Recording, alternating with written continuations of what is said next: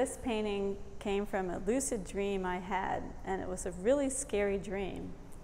I was outside in the yard, and there was this storm coming, lots of wind, tornadoes, and I just had this urgency that I needed to run inside the house to get to safety.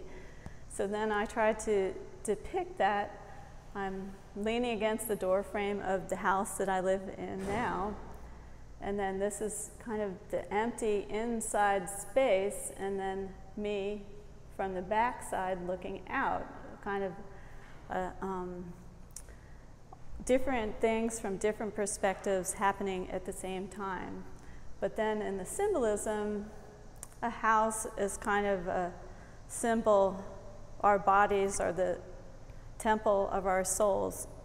So my house of safety is kind of my body, and I'm looking out from different angles, different perspectives, and I'm seeing something that I've never seen before, and it's really, really alarming, and I'm afraid.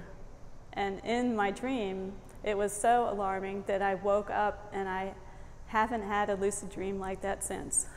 I'm usually trying to share some human experience, something that I've experienced, and I typically start with the eyes, because I think that is the most important part of a portrait. Is where the viewer engages with the image the most and really draw you in. And think about that when you're talking with another person and you have an eye-to-eye connection. And then I knew it was not the world that we are used to experiencing, because there were two suns in this world, and it was setting. All this storm was going on. It was the setting of the sun right before it starts to turn color along the horizon. And I was like, that is so strange. I've never seen two suns before.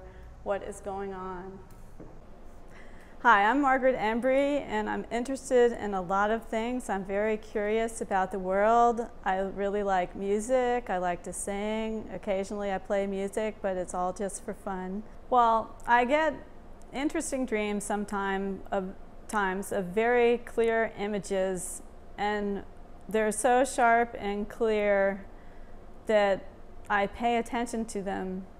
So when I'm actually awake, then they perplex me, so I want to study what they could mean. And this ties in with my curiosity about why we exist, how we got here, and what is the whole thing about. When I'm creating art, I'm investigating a lot of different things, but even though I'm the one making it, I don't think that it comes from me. I think the duty of an artist is to be a philosopher of the culture, and in order to do that, you have to investigate a lot of different things, including the philosophies behind everything. And then I also think of myself as a scientist, because like if I'll have a dream image, I want to find out what does that mean, and that's kind of like a scientist. They want to reduce it into black and white, or something tangible that you can grasp, even though maybe that's impossible. This is how I'm doing it lately. I've been working with different colored bands. This is an acrylic painting with thin washes of transparent paint, trying out some of the interference pigments with some other pigments just to see what they would do. And I kind of like it when the different colors kind of fight with each other. It's interesting to me and creates a little bit of shallow depth.